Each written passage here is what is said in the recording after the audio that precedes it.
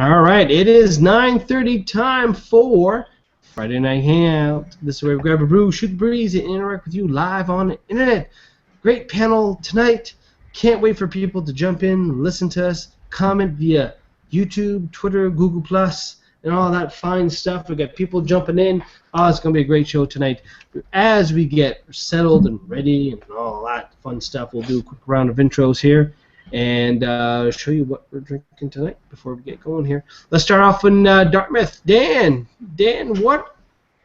how are you? How am I? Oh. Yeah, how are you? Okay. I don't know. Sorry, I thought there was going more with that. No, I just... I was thinking this week is like, usually a following of some sort typically has a name for their audience, but we always seem to do a shout out to the general internets. So I'm thinking we would call you the chore avoiders. Oh, yeah. The chore avoiders. So greeting chore avoiders. Chore avoiders. Maybe after 10, once we had a few beers, maybe that will... Maybe I'll say I'm chilling after one of these again. I'll be like, good day, F bleepers. All right, let's move on to Wallace, Nova Scotia. Keith Elliott, KeithElliottStone.com. How's it going, buddy? Oh, it's all right. Excellent. Let's switch over to Halifax on the north end. We got Krista, BitesizeTravel.ca. How's it going? I'm surveying my frozen domain. Ooh, just like Elsa from Frozen. I was going to say Lord of the Drawbridge. I don't know what that is. Well. Anyway. Going on to the Valley, we got Lee, Hoogley's Beer and Booze Reviews from the YouTube. Lee, how's it going, bud? Good. Why don't we just be honest and say what we really think about our fans? They're a bunch of lazy drunkards. Lazy drunkards. I like that. We love you, lazy drunkards. Yes. Like family. Like more than family, really. And speaking of lazy, there's only like... Lee does not represent the rest of the group. I'm just saying that right now. I have nothing to do with that. might be another couple minutes before the lazy drunkards come in, because we only got a couple watching there. So. Let's see those comments. Hey, come on, comments. All right, but I'm here also in Halifax, so can't wait to get going here tonight. Lori is trying to jump in, so we'll try to get Lori once we do the next bit, which is what we are drinking tonight. We'll start again with Dan. Dan, what are you drinking tonight, my friend? Well, I've heard of this beer called Old Fog Burner. I'm not sure if you're familiar with this. Apparently, I own stocks in the company, and I didn't even realize that. Anyway, there won't be any left for the rest of us. I'm trying to get enough for our Old Burner night, because we're going to have that, right? Yes. Yes. No. Okay. Jesus. So for everyone who is sort of relatively new to the podcast, Old Fog Burner is a product of the Garrison Breweries, and if you cannot see the number on that, that would be a 1-1 with a decimal and a 5%. So 11.5%. Delish. It's like a bottle of wine. Damn, son. Yes. The term is damn. That is opinion fuel. Yeah. So you like the fog burner then? I do. I do. It's fuel for the Dan machine. All right, excellent. Ding ding. Well, actually, Dan, how was that 20-kilometer run you did the day after? How did that Saturday. Good up to 14K. Then the wings kind of broke off the plane. Crash. And then it got dark. And then it got real dark. No, it would have been a lot better if we were doing the Chain Lake Trail, and then of course they plowed that part up to the Coke plant. For those that's not cocaine. For those who are not in Halifax, it's an actual Coca-Cola plant, and that wasn't plowed. So we had to do some diversion to Timberley. Try and take a look at that house with the kid that got murdered, and head on back. It really did get dark then. Congratulations. Yeah. You're welcome. Didn't take long. Legitimately a dark trip. All right, let's move on to Keith, buddy. What are you drinking tonight? You got something special? Oh, I dug out the Glenlivet 18. Oh. What beer? Wow. Now, how do you drink that? Straight. What's your glass? Straight? How else do you drink it? Just as Well, is? I don't know. You drink it People like a put rich that. person, without Yeah. regret or ice. Exactly. You don't Pinky put finger up. ginger on this. You got to get out of my house if you do that. Seriously, like, just don't come back. Could you make For it sure. with some ginger ale? Would that be all right? If I show up at your house with 1 liter of Canada Dry, you know what? You'll get the Canada Club. Krista, what are you drinking tonight? I am drinking Aphrodisiac from our friends at Deux de Ciel. Oh, yes. A nice strong stout brewed with cocoa and vanilla because it's Now, so cold and I just need hope. This is hope in a glass. you went to the Dieu du Ciel beer event or tap takeover. The Trou du Diable. Trou du Diable, sorry. Yeah. I always get those Man, two. I gotta tell you, if you need a fun way to spend Valentine's Day, I recommend going to a tap takeover at a beer bar at 12 o'clock in the afternoon because everything that happens that day, your decision making only gets better, and it was fantastic. It was a great day. It was probably the best Valentine's Day I've ever had, and I've been single for like 7 years. Excellent. All right, Lee, what are you drinking tonight? Just a little bit of, well, I guess this stuff is pretty much, it should be year-round, the amount they make these days. Propeller Revolution. Very good. It's been a while since you went to that. Well, I've been drinking it steady, but just I haven't been on the show a couple times. Yeah, exactly. All right. All right, and I am drinking a brand new release today. This is from Garrison Brewing, their Imperial Chocolate Stout, 10% ABV. Now, they brew this batch based on the beer fief up in Newfoundland. So they kept a little bit for the locals. So if you're in Halifax, get your hands on this. It is a beer that's brewed to cellar. It is a very tasty Imperial Stout chocolate. It really gives the Propeller Revolution a run for the money. I will say it right now, especially if it will age for a little bit, maybe another couple months. It will definitely give that a run for the money. One of these days, I'll figure if the old fog burner tastes better aged. I'm just not letting it age. Yeah, there's an essential component of aging that you are leaving out of Steve. Yes, well, that's just it. Yeah, if you were lucky enough to let it age. Hey, Laurie. Hey, we got Lori. Hey! How's it going, Lori? Good, good. Did I hear anybody mention? Oh! Wait a minute, hold yours up. Wait a minute.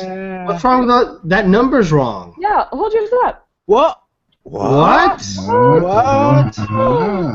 You were Oh. This is a 2010. Wow. Oh. Are we sponsored by this beer now? Why are they not sending me free samples? What? I'll Bro, prostitute we're them not all over the sending screen. me free samples. Holy smokes, this stuff ain't cheap. No, it is not, but it is damn fine. So, It's okay, effective. so you have a 5-year-old fog burner, Lori. Yes. What's the quick tasting notes other than like the pure booze that's coming off of this barley wine? What's your question? Sorry? Yeah, is there anything other It's than already working on her. booze and barley wine? Like, is there anything else that's coming out to you in terms of tasting notes for this, or? You know what? I think I have probably tried every old fog burner 2009, 2000. I think I've tried just about every one every year. And I find that I think it was the 2009 was like beautiful. This one is a lot smoother than the 2013 one, and I don't know how else to say it. It's a much kind of just a nice, full, smack you in the face, but smooth. See, Dan, if you let one sit around for 5 years, that might happen. Yeah. Yeah. Does not compute. Well, What are you speaking about? Lots I of live on good the beer. top floor. I don't even have a cellar, so. Yeah. Nice Lots of move. It's attached to my abdomen. Exactly. Hey, let's talk about the first topic, folks, which is the snow. The goddamn snow. What is left to be said about this winter that arrived, like 2.5 weeks ago, and has just suddenly crushed the spirit out of every single human in the city, Like, in the I mean, province, nay, the region. you wake up in the morning and you open up your garage door and you see this. I mean, Is what that do you Prince do? Edward Island? Those pictures, I think. Yeah, those are Yeah, pretty. there's Yeah, I a think a couple- lot of yeah, those most on of the Prince Edward BuzzFeed post Island. are from Pima. By the way, Jim, show number 6 for a second. Number 6. Okay, those people belong to a special hell. I cannot stand anyone that does not clear the top of their vehicle. Because you know what that is? That's what's showing up in my windshield right behind them. Well, did you So- see? They posted the series of pictures how they started to shovel out that car against their house. The way that the snowdrift was forming. Mhm. So they did a series of pictures. So Okay. Yeah. So the Jeep was the passenger side was right up against the house, and the way the snowdrift was working, it was kind of working up on the side, kind of like a wave. So they shoveled out from the hood to the driver's side door, and then they just pulled out, and the way that the drift was, it just everything just detached, and they took the picture that way. So. Okay, well that's fine. But I mean, I'm talking about the people that have that big sheet of ice on top of their truck. Oh yeah, And yeah. they drive around and definitely, suddenly yeah. it ends up on your windshield. So Yeah, wait, there was there's- a really serious collision, not collision, but an incident earlier this week where a big sheet of ice flew off the back of somebody's car, and then landed on another one and cracked the windshield, and no one was injured, but like that is really, really terrifying. It's really Like, stupid. Anyone who drives It's after profoundly stupid. a cop should be looking for these people and pulling them over and giving them tickets. And They are. and They're ticketing yeah, them. They have a because that's provision of the just- motor vehicle act to do it's that. just lazy and retarded. Yeah. Make it I stop. was behind one today. Funny enough, it was a volunteer firefighter with like a shitload of ice on the top of their Jeep Compass, red. By the way, the word shit is brought to you by Old Fog Burner. Yeah. I have to say that I am filming from my boudoir, aka Ooh. bed. I know it is not titillating at all. It's just that I'm Yes. home back with an ice pack on my knee. You should have had the aphrodisiac. You're right. I'm hove back with resting my knee because I had a bit of a spill on the ice heading to the ferry. Tonight? No, this was Tuesday. Couple days ago. Yeah, so it's still really sore. I mean, I had boots on with the little spikes and everything, and down for the count. So it's still sore, and I hate the God blessed ice.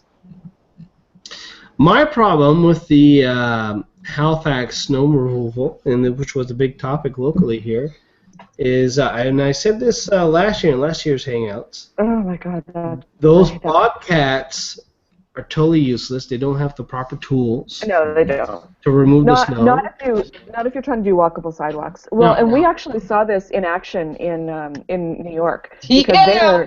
they have the bobcats with the brushes, and they clean it right down to the concrete. Yeah. It goes from nothing to it goes from like crap to bare concrete, and it liquefies everything in its wake. And I mean, it's messy.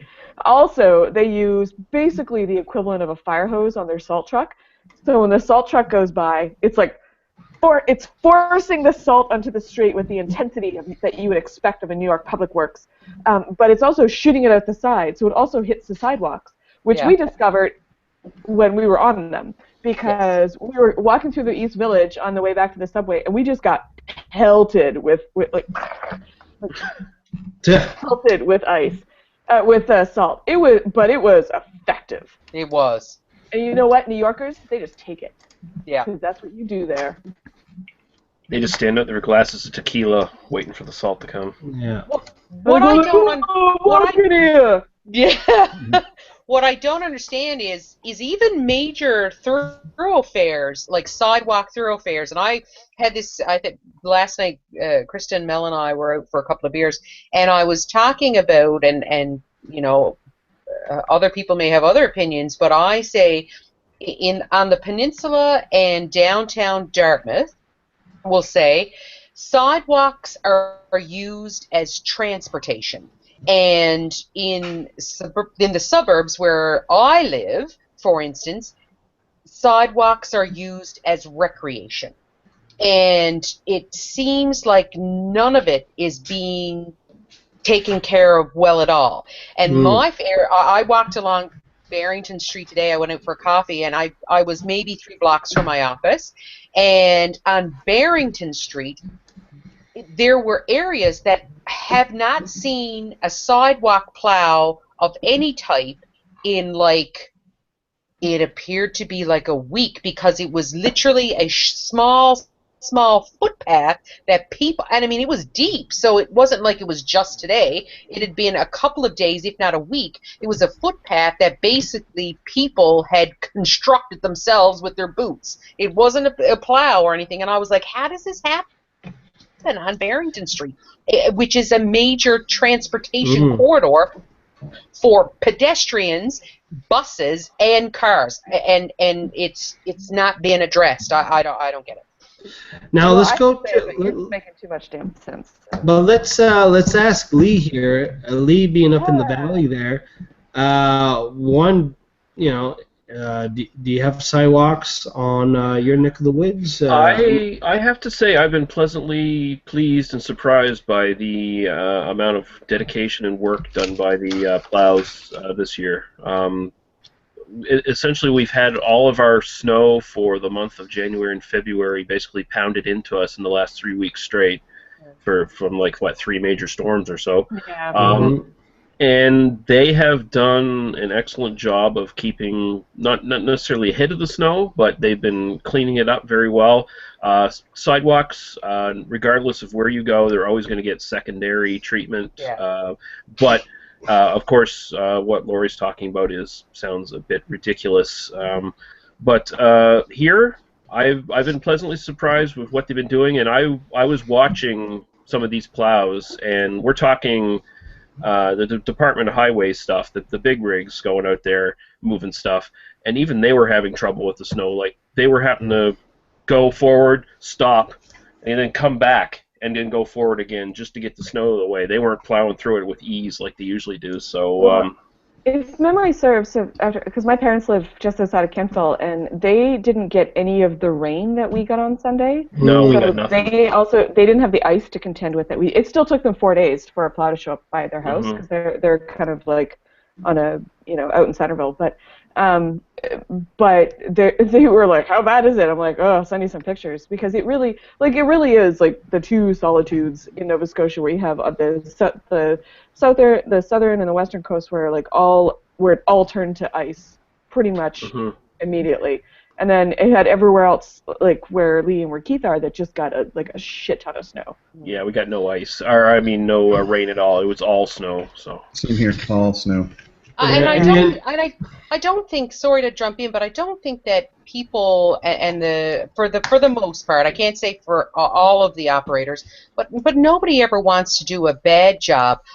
But I don't know if it's as we were talking about before, if it's the wrong equipment, or it's deployed in the wrong areas, or they're and I'm not a snow removal expert in any sense, but it just seems that we have gotten to a point now where it's almost like you need extraordinary means just to kind of level the playing field. Yeah. And they just can't seem to get ahead of it. And I don't understand why the parking ban was lifted, because they still got about 2 or 3 weeks of trying to clean stuff up, that I'm sorry, that vehicles parked on the street, make me unpopular, impedes it to such an extent. It's almost ludicrous. Well, exactly. Like, even particularly on the peninsula, where you have so much on-street parking, like today, I posted a picture around lunchtime of this bus that couldn't get down George Street in downtown Halifax because there were cars parked on both sides of the street, Yeah. and when they were, there wasn't enough room for the bus to actually get down the street. Anyway, this has been a recurring theme for the last couple of weeks, but man alive, will this ever end? Hopefully, in the next It has couple to, of weeks, right? so that the deep freeze can lift. But let's talk about our friends down in the Boston area.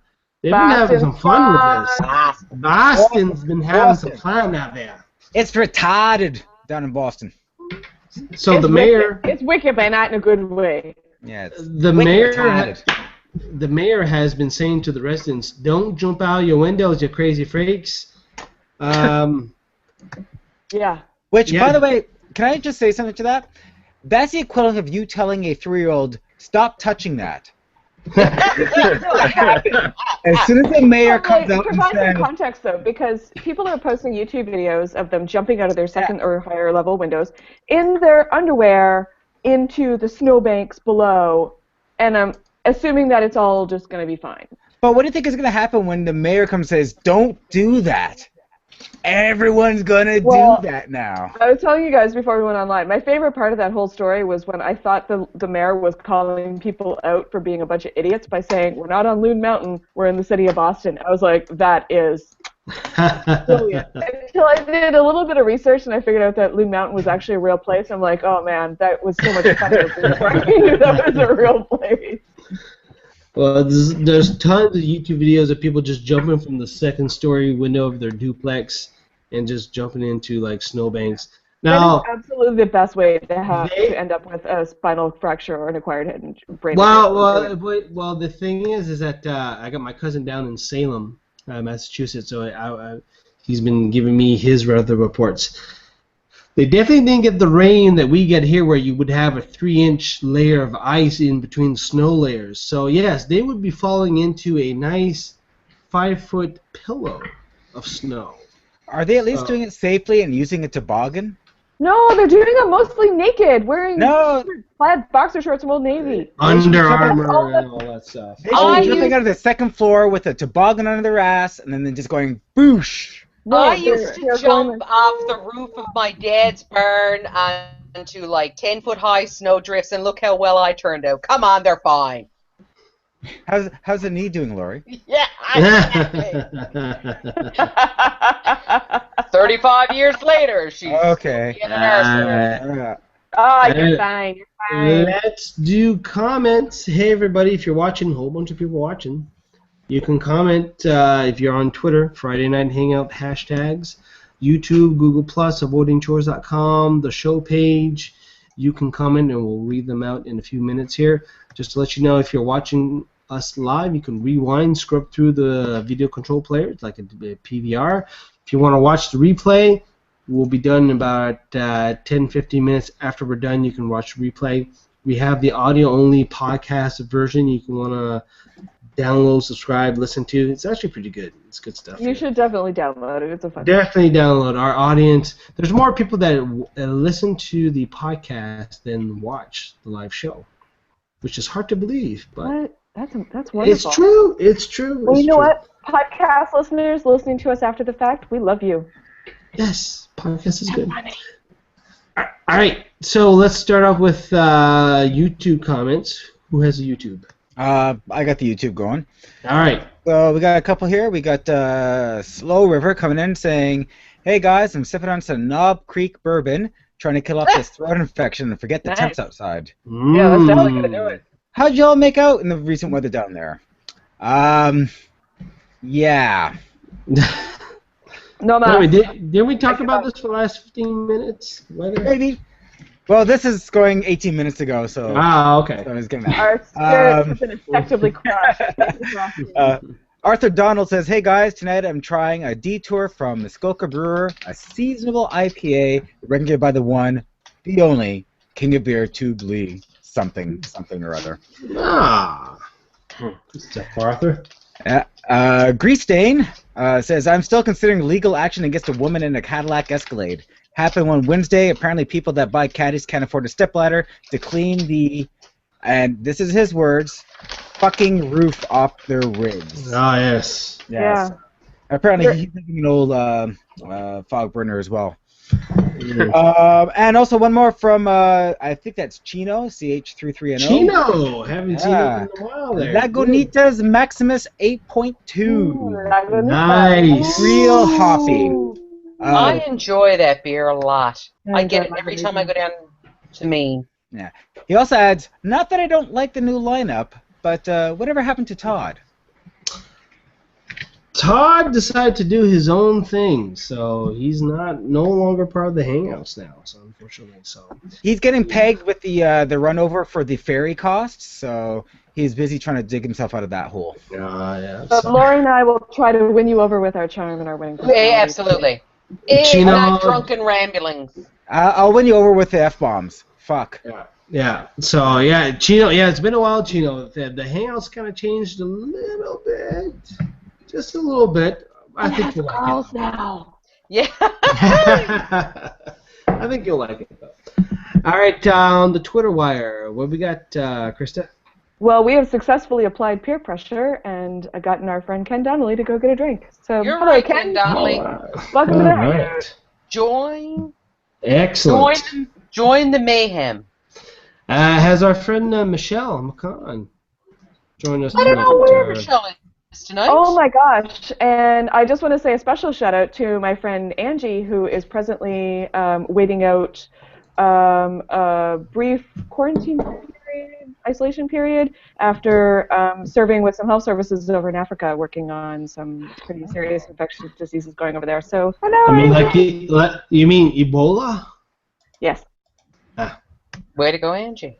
Yeah, Good she's stuff, pretty Angie. fantastic, and I'm really glad that she's back in Canada and safe and sound. Absolutely. I did see an article today that apparently they have a 15-minute test that getting approval from. Yeah, they're getting ready to go to market with it. It sounds pretty revolutionary. Yeah, so it sounds pretty good. Let's go to avoidingchores.com. Who has that? I do. I come back and there's nothing there. Big surprise. What? Bluefin is in the middle No. Shit the bed. commenting. Bluefin might be on a rig snowed in somewhere. Yeah, you might be on a rig at a You shoveling the rig off. All that build up. Oh. Oh well. Oh well, let's talk about some nice scandal here up in New Brunswick. Larry's Gulch. This is the scandal that keeps on giving on a lot of different channels. Now, for people who now that's not far from the homeland. That's about a good 45-minute drive from the homestead here up in New Brunswick, where I'm from, in the middle of literally nowhere, up in Kedgwick.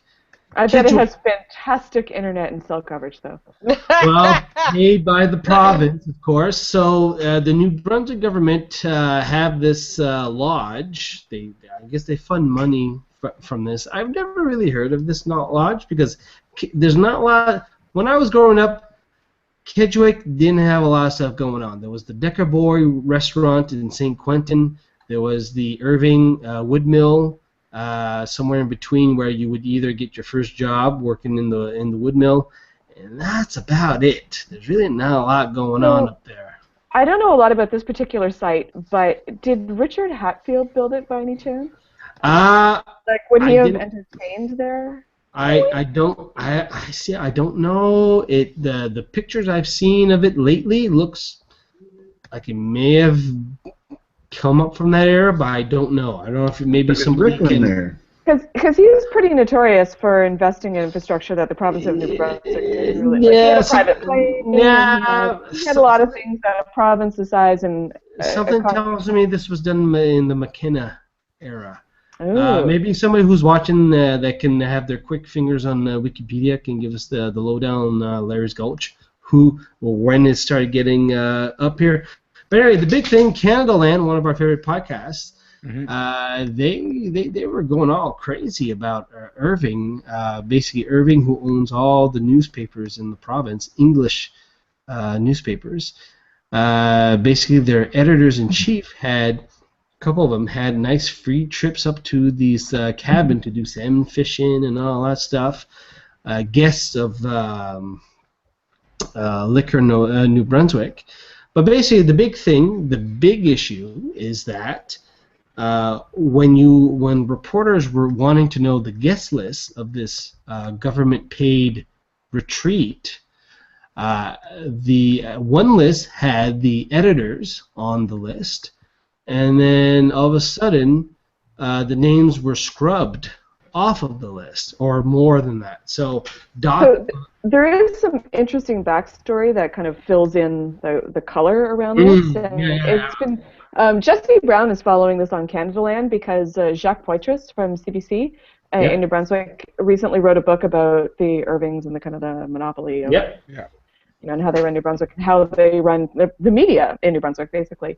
And so he was a guest on Canadaland, and Jesse Brown was like, "This is amazing. I can't even believe this still exists," because occasionally Jesse Brown discovers there is a lot of Canada outside of outside Toronto. And so now he's kind of picked up on this, and it's being covered pretty well on Canadaland. But I mean, the New Brunswick is an interesting media culture because it is basically monolithic. It's owned entirely by the Irvings, and they have enough money and resources to squash opposition, and they do it very effectively, and particularly any sort of what is a reasonable inquiry to the largest private sector employer in your entire jurisdiction. Because they own the media, there's never any media inquiry into what the Irvings are up to, and that is just really, in 2015, that is troubling. Well, New Brunswick has its own thing. Being the only New Brunswicker on the panel, I feel I can talk to this. You see where somebody says that 1 out of 10 people is employed by Irving. Yeah. Irving owns all the English language newspapers. Everything. They used to own the only English language TV channel. They own all the wood mills. If you look at the Crown land, how much Irving cuts out of New Brunswick, and how the Conservatives were changing the rules of the Crown land to basically give Irving more wood to cut. You look at the Kent hardware stores and how the Irving gas stations, and if you look at how all these Irving entities got to buy from each other. And they buy, and it's transportation. It's they got the Dan logistics. Ross. And Cavendish, French fries. It's insidious in a way that most people outside of New Brunswick may not necessarily appreciate, just because it doesn't. Not every Irving company has the Irving name on it. And there are Nova Scotia examples of that as well, but not with the reach that Irving has. But it's a very concentrated version of what we see here in Nova Scotia, what you see in Ontario. You know what? I remember, we talk about Jesse Brown, just losing his mind over this Larry's Gulch. I tend to remember this getaway called Meech Lake. Yeah. That people still go to. And there's a few other spots in Ontario. Harrington Lake is still the Prime Minister's private retreat. So, this is not a unique thing, but at the same but being in New Brunswick, it's very concentrated, and the who's who is literally 12 people. 12 people or 20 people, that is it. That is what makes New Brunswick works there. So, I guess the biggest thing is, I guess back to the original charge, which is you got some dude who was able to alter government documents, the guest list. That is a real problem.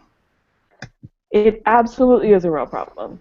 Yeah. But when you don't have a free and effective media, you have few other channels for addressing that as a problem.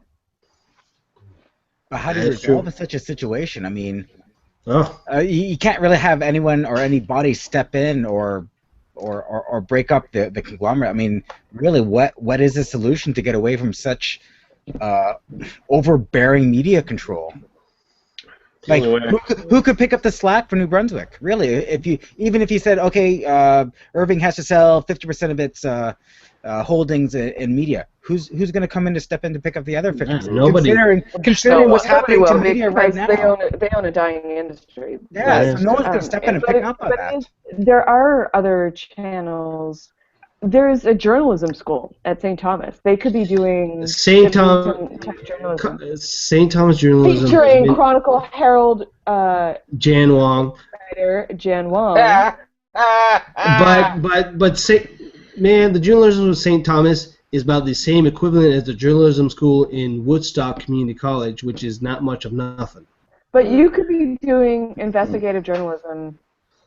And you'll probably never get a job in New Brunswick. Let's put it that way. But you're probably not going to get a job in New Brunswick anyway.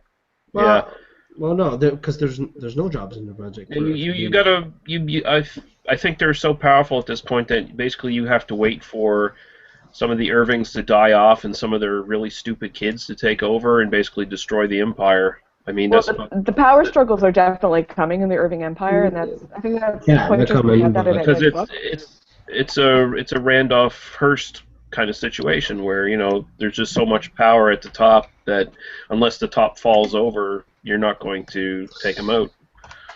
And for everybody who's not local and don't know what we're talking about, go to the show notes and click on the Larry's Gulch article. You get into it, and I'm sure there's a dozen examples you've seen, especially if you're in the States, that you can see this kind of stuff here. Well, I think it's amazing that you can have a provincially owned private resort that is paid with taxpayer money, and the guest list isn't public information. That's amazing to me. Well, that just shows the difference between New Brunswick and Nova Scotia. Well, it's funny. I seem to recall a story that I heard on Quebec Talk Radio a number of years ago, about maybe 15 years ago, when I was living in my brief stay in Montreal.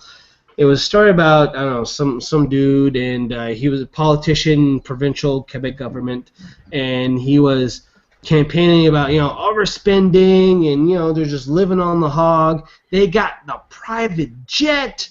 The private jet, it shouldn't be there, and we're government, we're for the people and all that. Get into the election, and then when he gets elected, and he does his first media scrum, where does he do it? Outside of the steps of his jet. And the reporters, what are you going to do about the jet? And he looks at the reporters, what jet? What are you talking about? Yeah.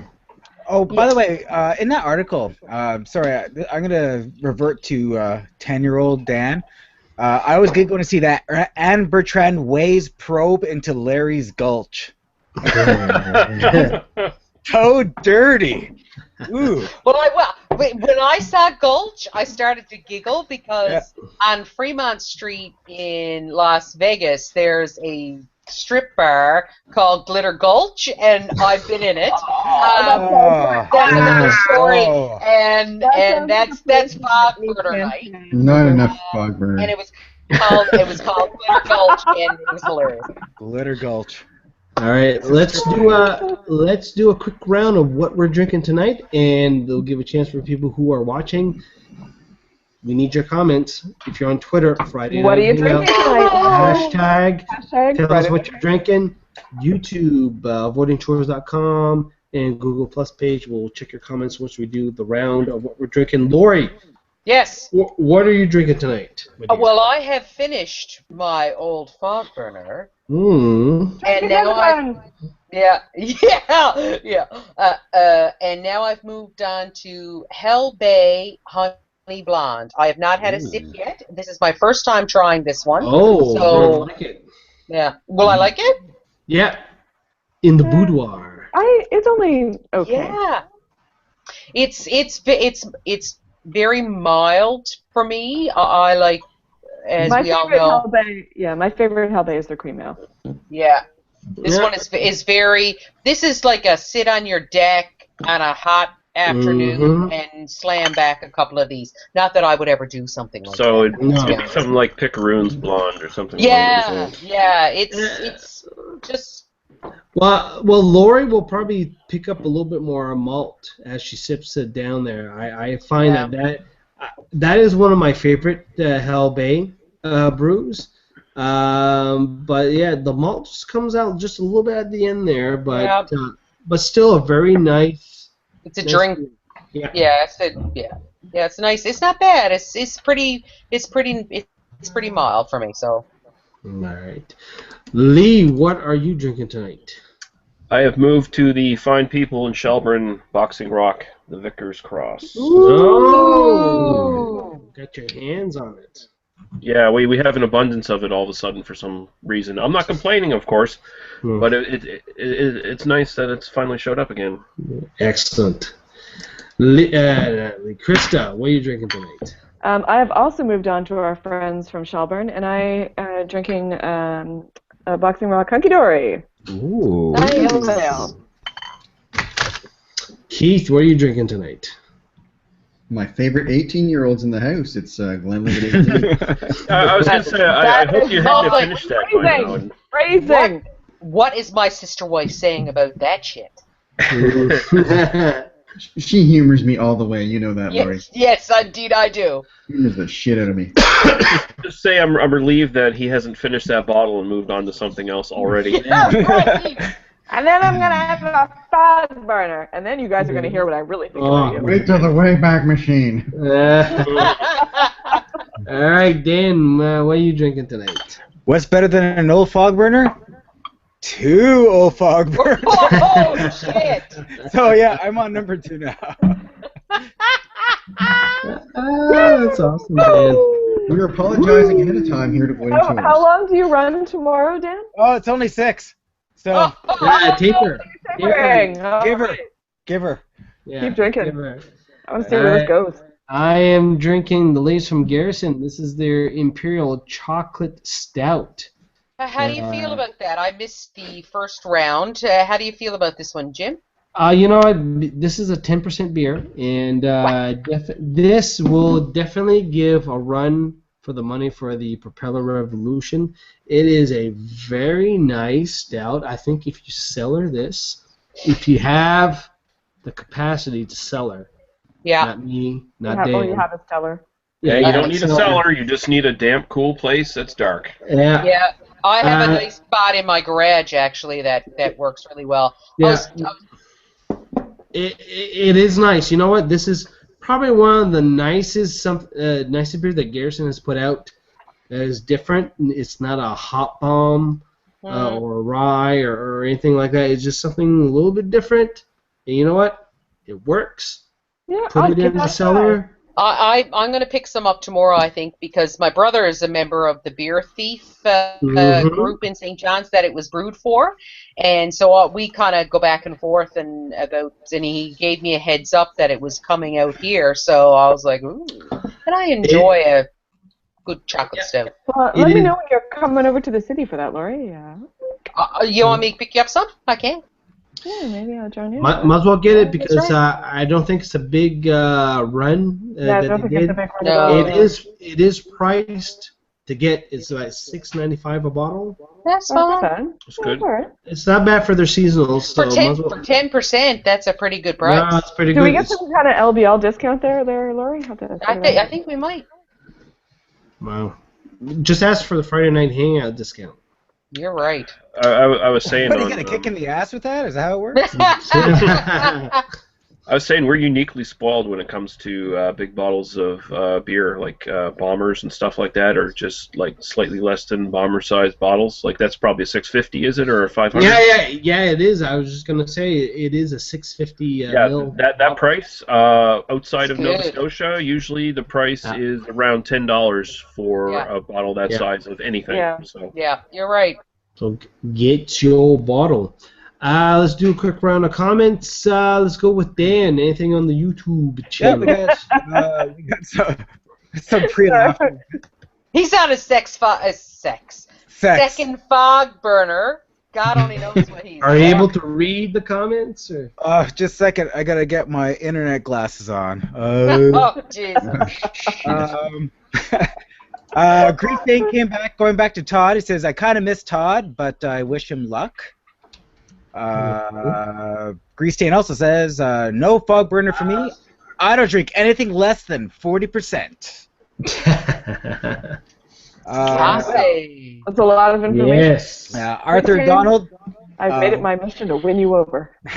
wants to remind us that don't forget Irving, the richest company in this end of the country, received a $260 million forgivable loan from this province. Oh, I don't want to talk about that shit. That just gets me insane. Yeah. And Chino says, "Hey, lovely ladies, are always a welcome addition to any hangout." And Dan, F-bombs are also lovely. Why, thank you. I've never heard Lee drop one ever. Keith and Jim, glad to see you're still in the game.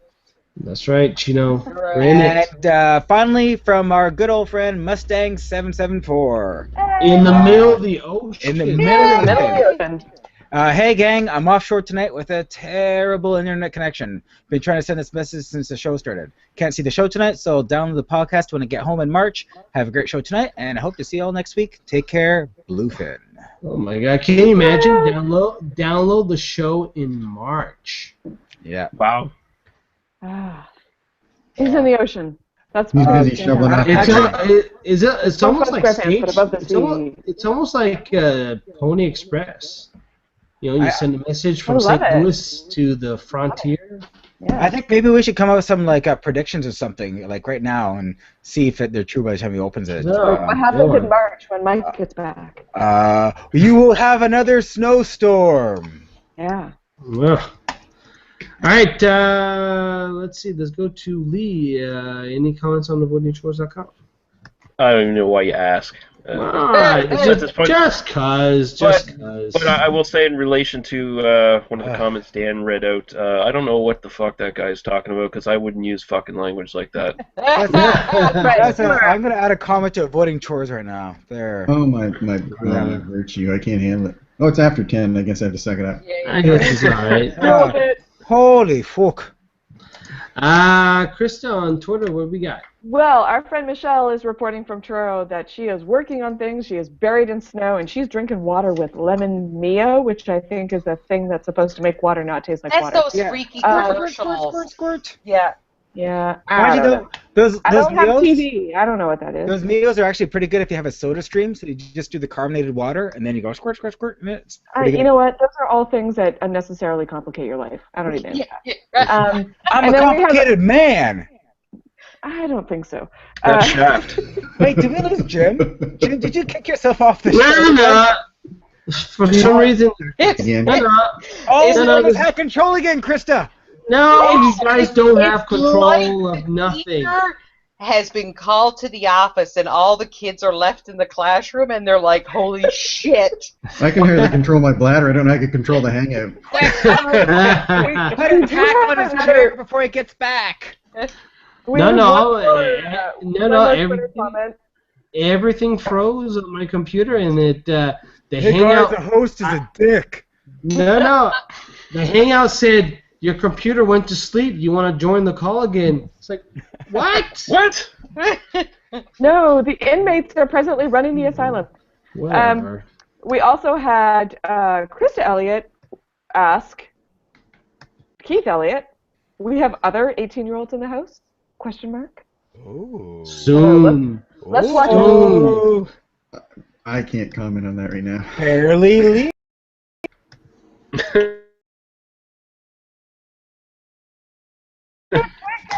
To the next topic, as I load up my screens again because everything went black for me or so. Just a reminder, everybody, the replay will come up about 10-15 minutes after we're done. We got the audio-only podcast coming up on the weekend. Highly recommend that you subscribe to that. The Saturday Night Live 40th anniversary episode. Boo. It sucked. I had no idea which day it was on. I watched it the next day, and it was better when I could fast forward through the things I didn't want to watch. It reminded me of how bad that show's been for 40 years. Basically, it was like the best of the worst. I thought there was good spots, but I thought there was really long dry spells in it too, and that's basically what SNL's all about. Yeah. Yeah. And why was Eddie Murphy there? Why was he there? He didn't do anything. Actually, it's interesting because Norm Macdonald actually wrote about it. Yes. Did you read that thread of tweets? Eddie Murphy, yeah. Well, I read the consolidated version that Gothamist did, but Eddie Murphy was supposed to show up in that Celebrity Jeopardy sketch as Bill Cosby, and then he was like, "Yeah, I'm not doing that." And so then they had to find like something else to do with him, basically. And so they did that weird like Chris Rock 5-minute intro, and then Eddie Murphy just showed up and threw the commercial. I was like, I feel like that wasn't worth it. But yeah, Chris Rock built him up. This is the guy. This is the reason I'm in comedy. This is the reason I have a career. Eddie Murphy comes in and claps a bit and says, "Hey guys," and then they have this awkward moment where he doesn't know that they're throwing the commercial. And he's like, "Are we throwing the commercial yet?" Oh, okay. Yeah. And then they throw the commercial, and it's like, yeah, okay, thanks. I enjoyed the weekend update with Jane Curtin and Amy Poehler and Tina Fey. And the Loon Shark. Weekend update desk. I am a huge Saturday Night Live fan and slash apologist, I guess.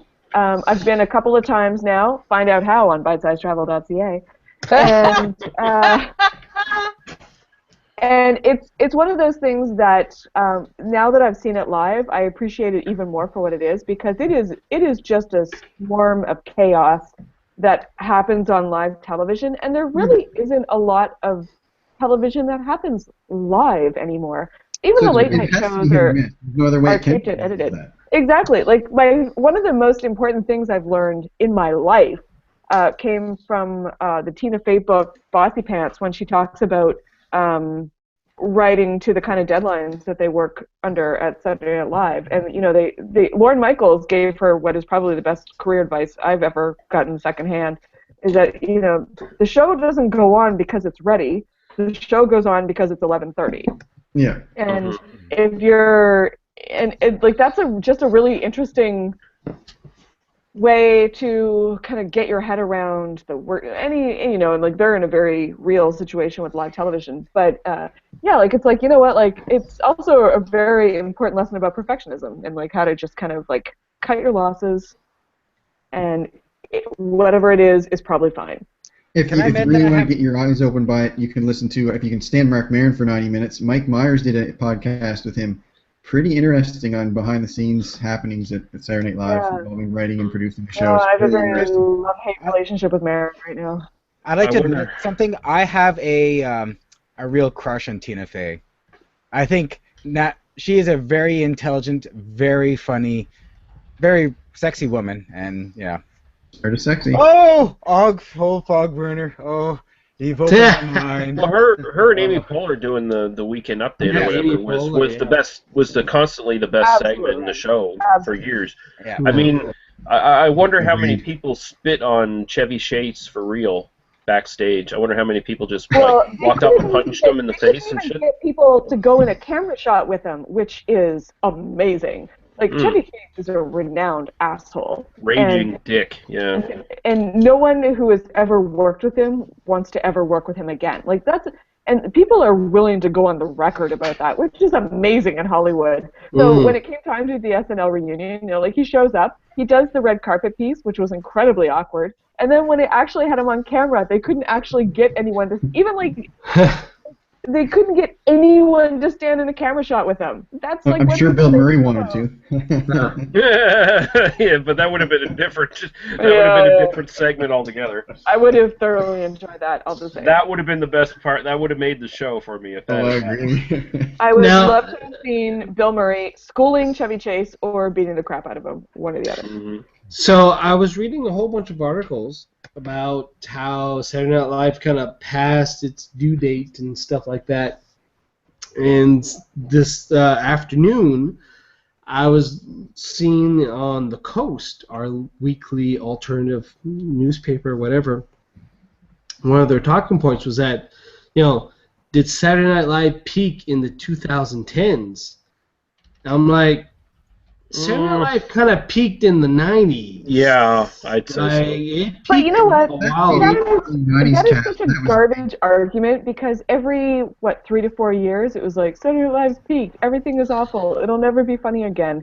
And I think it's one of these things that you just have to like, appreciate it for what it is. They just, every week they go out. Though, too, don't you think? Yeah. Well, yeah, like everyone everyone thinks the Saturday Night Live cast that existed when they were, say, 12 to 15 years old was the best ever. cast ever. And like, for me, like that would have been Mike Myers and like getting into Dana Carvey. It was before like I missed the whole Will Ferrell, Tina Fey, Amy Poehler because I didn't have cable at the time.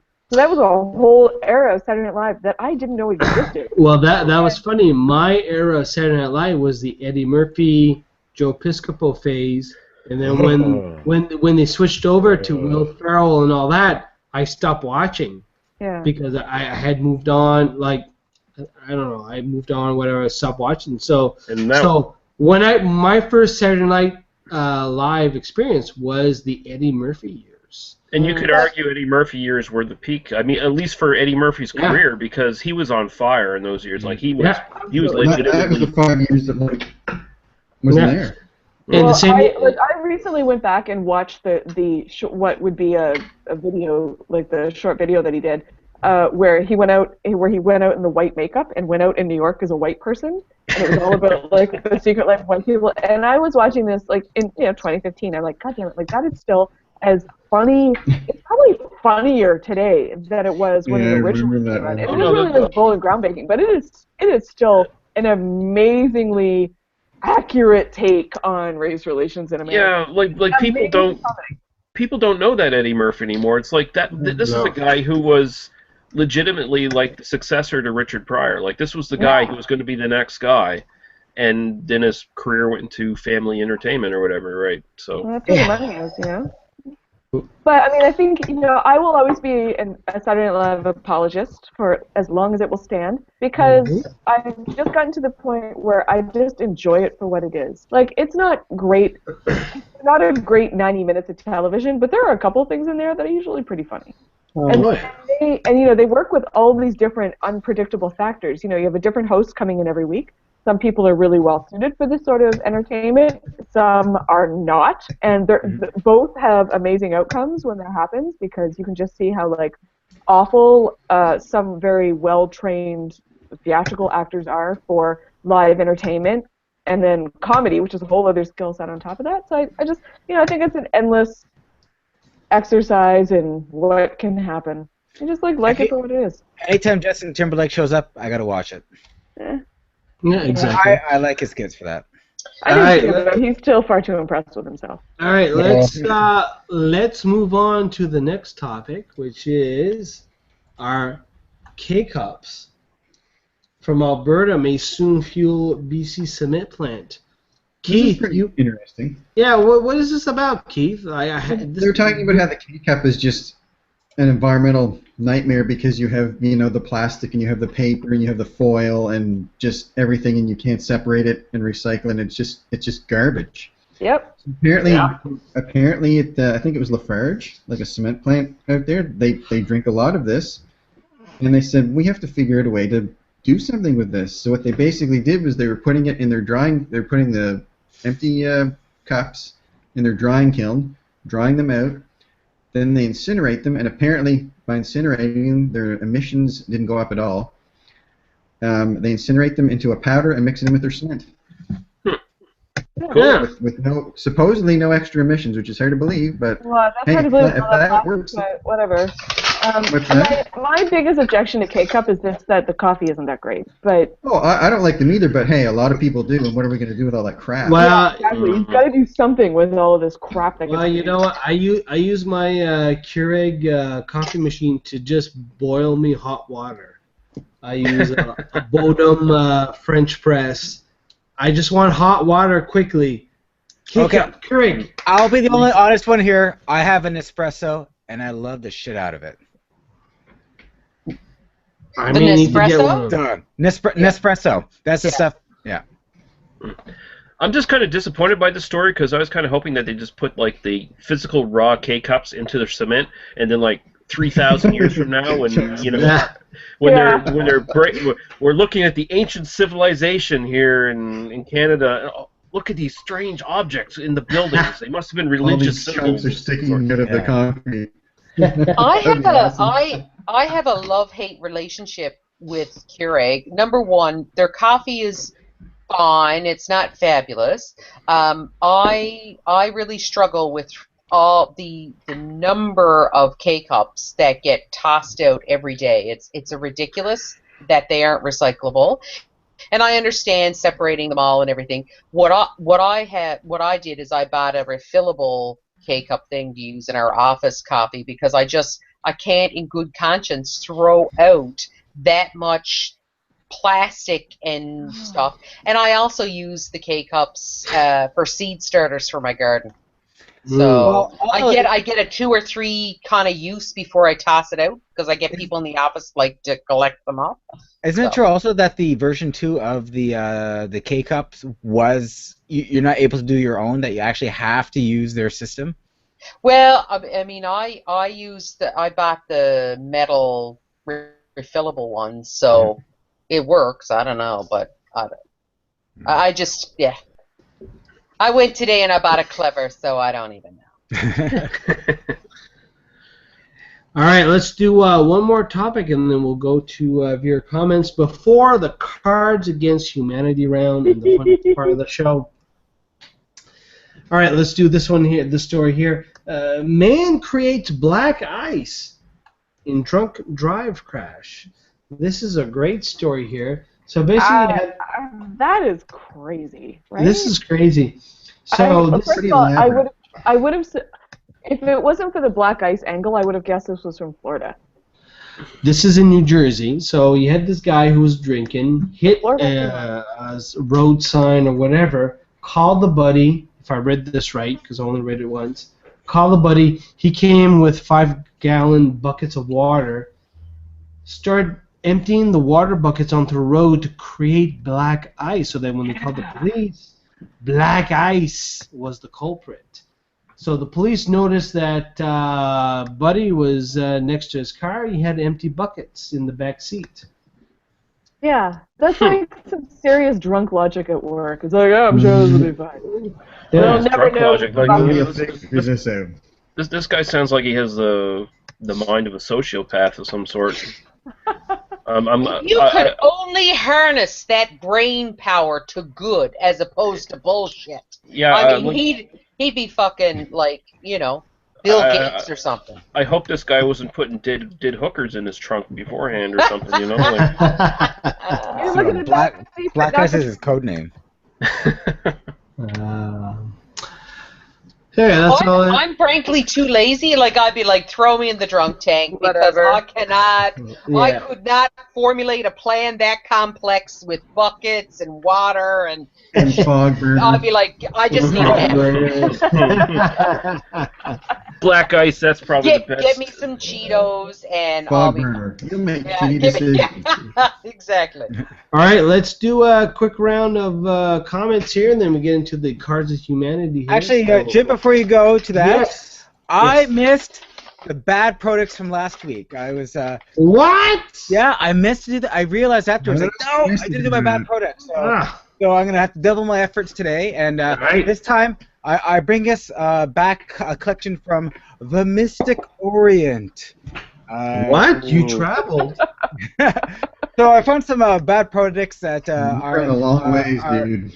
Our friends from Japan has offered to the populace. So I'm going to first start off with what the Japanese like to use to help protect their iPhones. Like, everyone needs an iPhone case just to make sure scratches not. Gotta protect that phone. So they found that if they had one that looked like a turkey leg, that's the best way to protect your phone.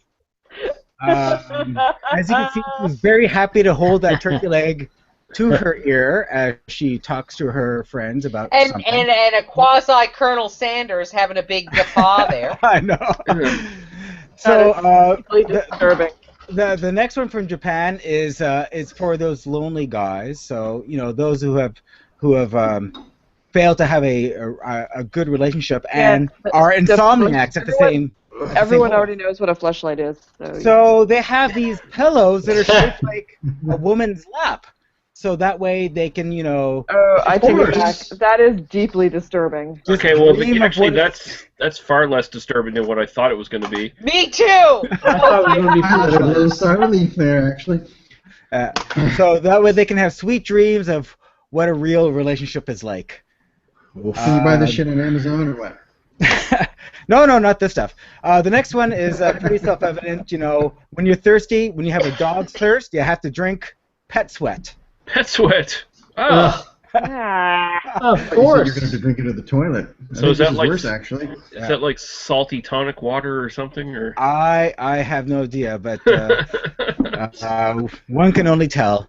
And the last product is there's been an unrealistic showing of baby dolls out there. You know, they don't really show what's truly out there for kids to play with. So they found you can shave What? shave the baby. Oh my god. What am I? So I don't even know what I'm you can looking at here. shave the baby. Apparently, because hairy babies is a problem for that part of the world. And apparently gingers as well.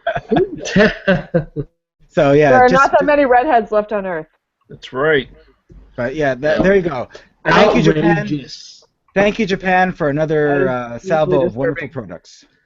Oh my lord. I think the lap shaped pillow is probably the worst thing on that list. Because there's just like a level of like patheticness. Yeah, that's for the salary man who can't afford those realistic dolls that you can. Oh, the real dolls. Yeah. Real dolls. Yeah.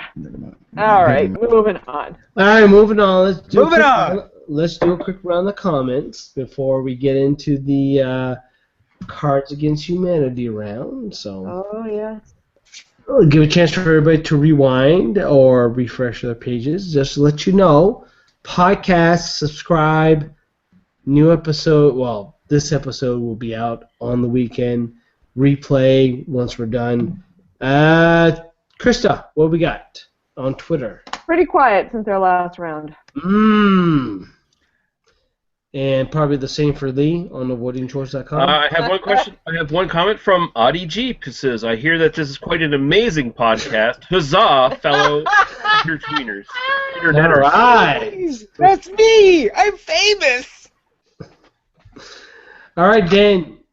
On YouTube, you got YouTube comments, man. Oh yeah, I do got some YouTube comments. So Arthur Donald, going on to the K-Cups talk, I'm assuming K-Cups, is I prefer double D cups. What else we got here? Jason Spears says, "Hi everyone, better late than never. Having Garrison Black IPA." Oh, you bitch. It's a little bit everywhere, Lee. It isn't at my store. I went in there, and the guy I usually talk to, the manager or whatever, is like, "Did you get a chance to try the black IPA?" It's like, "No." It's like, "We had it for like one day." It's like, "You son of a bitch." You had it for one day? Yeah. Well, at least you got Victor's Cross. Yeah, one but step at a time, Lee. I'd like to try the black IPA again. I haven't had it for years. It's not bad this year. It's pretty good. It's pretty good. Arthur Donald says SNL peaked a little over 39 years ago. So I believe he's a fan of the original pack. Slow River says, "I remember a guy spun out on Barrington and flipped his car over the wall to the CFB Halifax parking lot. He said, 'Oh, I hit ice.' I said, 'Yeah, but you're going backwards over the sidewalk at that point, so I don't think it's a good excuse.'" Lol. Jason Spears says, "The K-Cup story isn't a story. It's just incinerating garbage. It's been done for years, and all the fuel for transporting the spent cups." And yeah, that's what we got for comments. Okay. All right. At this point, we're going to do get ready for our Cards Against Humanity bit. This is where if you. So I get to use my new Cards Against Humanity. Yes, you do. So everybody who are watching, who is watching, pull out 10 of the white cards. That is going to be the cards you're going to be using for answers. And each one that you're going to use for an answer, you can pull out another white card. That'll be fine. And the way we're going to do it, and we did it last time here, whoever has an actual deck of cards will pull out the black card, which is going to be the question. So, I'll give you a chance for everybody to get all set up. and get their. I've got an expansion pack in here too, so I've got some. Oh, which one? Oh. The first one. Okay. That's what I have too. What page is here, Jim, for us? Page. You're gonna do page 18. 18. All right. If you're using the PDF, you can download for free. This is a cool thing about Cards Against Humanity. You can download the free card set here. So you're going to use page 18. Oh, also, just to add, there's lots of free apps out there for your various smart devices. So if you don't want to have the PDFs and you want to have something that's an actual app, there are options for you out there. Exactly. So we're going to start with Dan. Dan, you're going to pull out a black card, and you'll let us know what that is. And we're going to try to get people who are watching Twitter, Friday Night Hangout, what your answer is. We'll try to read that in, hopefully in real time. So. Okay, I'm watching it. I'm going to have to do my best advert voice. So. All right. The new Chevy Tahoe with the power and space to take blank everywhere you go. So the new Chevy Tahoe with the power and space to take blank everywhere you go. Yep, I got one. Now we should say this is going to be not family friendly. No. If your kids are watching the Hangout, I don't know. be a better parent and put them to bed. Put your kids in there. They got to know what real life is like now. Don't wait till they're older. All right, Tim, take it. All right. What was the question again? The new Chevy Tahoe with the power and space to take blank everywhere you go. To take a pyramid of severed heads. Wow. Yeah. That's the best one what I got. You've got issues, Jim. Who's next? Keith, what do you got? A passionate Latino lover. Oh. Is his name Jorge? You know him? Oh, I do. He's my masseuse. He's my best one yet. Krista. Altar Boys. Oh. Oh, that's the low-hanging fruit. Yeah. Now I am. All right, Lee, what you got? 2 midgets shitting in a bucket. Well, since they're midgets, yeah, I guess there's enough space for that. Yeah, there's plenty of space. You could have a whole cornucopia of midgets. Laura, what you got? Can't see the commercial. The entire Mormon Tabernacle Choir. The only PG yet accurate response. I'm all goodness and light, people. Yeah. Bullshit. All right, Keith, do you have a real pack or the PDFs? I have a real pack. All right, pick out a black card, and I picked out a black card. And, all right, what do we got? It says, next season on Man vs. Wild, Bear Grylls must survive in the depths of the Amazon with only blank and his wits. I'll read that again while you guys pick out some cards. Next season on Man vs. Wild, Bear Grylls must survive in the depths of the Amazon with only blank and his wits. All right, I got one. All right, Jim, what do you have? I got a fleshlight because Krista mentioned it.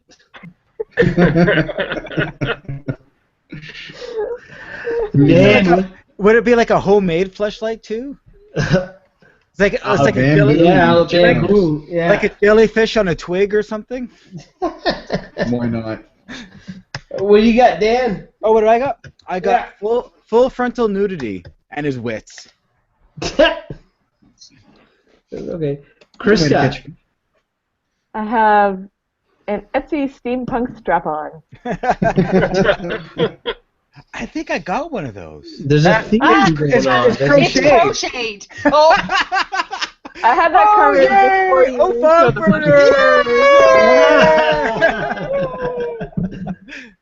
fuck, Lee.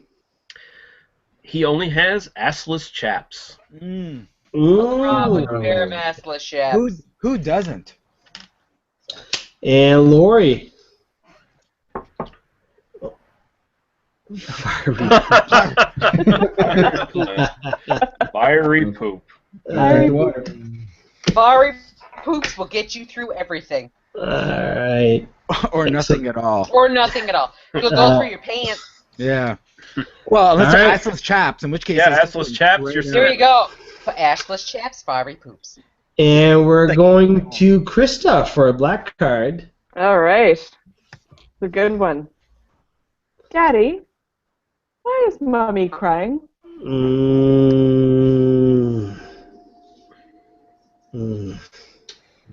Mm. Hmm. Mm.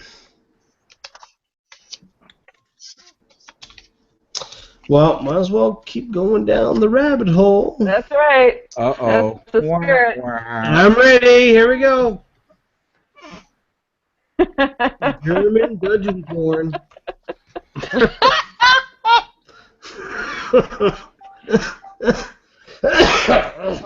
What was your card, Krista, again? Daddy, why is Mommy crying? Dan, what is your card? Crippling debt. Oh, that's too real. You made it weird. Wait. The one that's actually true is the one that we're all like booing. If he puts some fucking like flaming dildo, everyone's like, ha ha ha, flaming dildos. I put something that's actually real and everyone boos me. This is like real world problems, man. I'm here to help. All right, Keith. What was the question? Daddy, why is Mommy crying? Syphilitic insanity. There you go. Solid rationale. Lee, what do you got? She's crying about a sad hand job.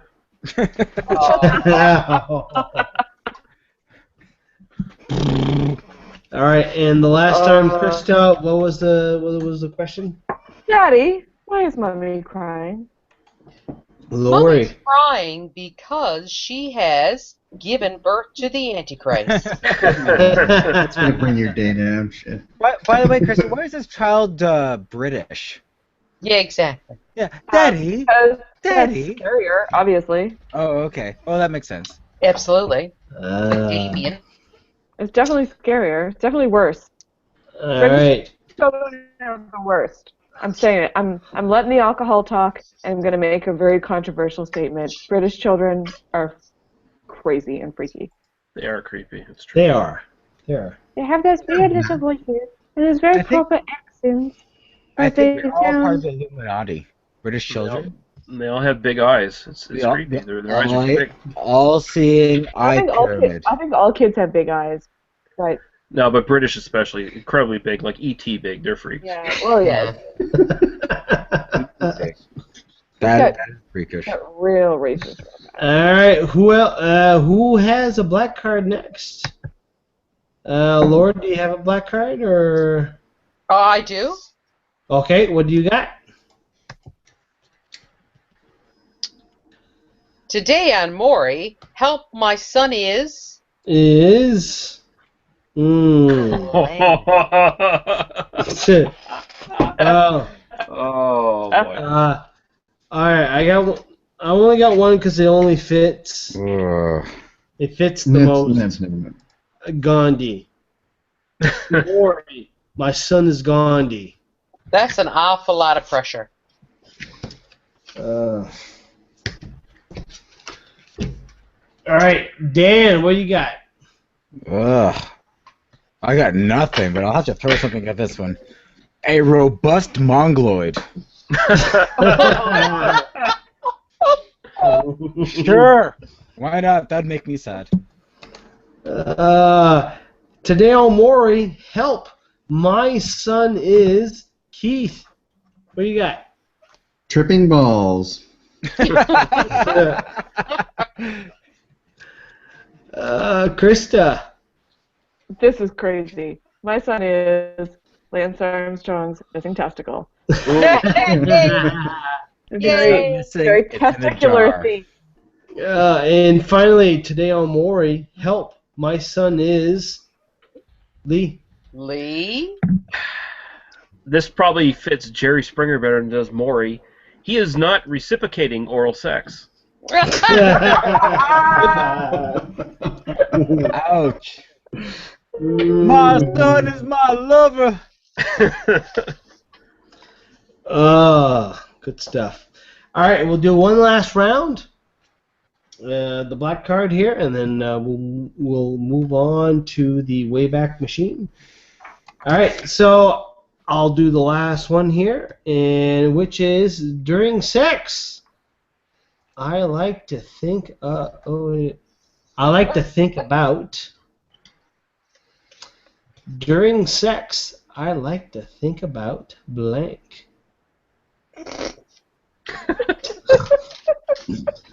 All right, we'll start with Lori. Lori, during sex, I like to think about funky fresh rhymes. You're right, bitches! You're right! What rhymes with anal beads?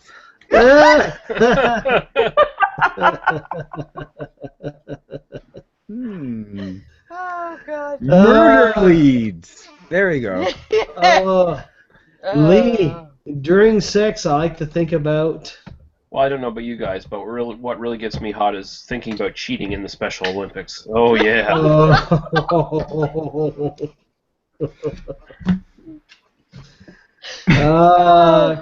Krista, during sex, I like to think about. Christopher Walken. You know. In the Hitcher. Hello. The Hitcher. In the Hitcher? No, that was... Back at the station I had wagon this watch in my ass. Wasn't it Christopher Walken in the Hitcher? No, that was Rutger Hauer. That was Rutger Hauer. They're both freaky, I don't care, and I've had all that. Christopher Walken is not freaky. God, I wish I had a better Christopher Walken impression. I kept watching my ass for 10 years. But for 10 years. Okay, we'll go to Keith. Keith, during sex, I like to think about having a penis because, you know.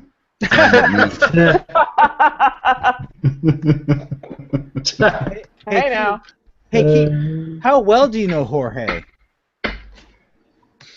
Hey. Hey, Dan, during sex, I like to think about. All I can think of is from Office Space. Synergistic management solutions. Yeah. That movie is one of the most fantastic things ever produced. Yeah. It holds I'm up. gonna have to ask you to come in on Monday. You two come in over the weekend. Yeah. That'd be great. Yeah. That. I didn't get your TPS report. Yeah. You've been missing work a lot lately. Well, I guess. I've been missing it. Classic. Banging two chicks at one time. Hey. We can do a whole hangout on Office Space. Trust me, we can do a whole hangout. All right, let's do a quick refresh on our comments here. Avoiding chores, Twitter, Google Plus, YouTube, and before we get into the Wayback Machine, which is 1980. Then we'll start to ramp things down a bit. We're going a little bit long tonight, but you know what? We're having a really good time. Great panel, great comments from a lot of people. Yeah, thank you, commenters. Yes. Krista, do we have anything on the Twitter wire, or we? No, just Keith and I commenting about how Cards Against Humanity always brings out the absolute best in us. Yes. The So best. true. So true. Right. Lee, anything on the voting chores, or? Hell no. Hey, no, my comment still stands. And It does. And Dan, do we have any comments on the YouTube? I do. Jason Spears says the PH NSLC got all of 9 bottles this week. Ooh. Oh. Port Hawkesbury. Yeah. Hawkesbury is where you can also get a lap dance in a Chinese restaurant, isn't it? Really? That Chinese and a lap dance? That's awesome. What? That sounds like something from Cards Against Humanity. Road trip. I don't think it's a regular event. I think it's a special event when it happens, but I believe they bring in adult entertainment. What? So, happy What? finish. Yeah, all right. Ooh. I'm doing everything in my finish. power to not do something horribly racist right now because of Glitter the fog Gulch. burners. Glitter Gulch. Glitter Gulch. Glitter Gulch. Glitter Gulch is grotesque. That is gross. Lori, you should be ashamed of yourself. I'm telling you, that place is classy with a K. Glitter runs with clitoris.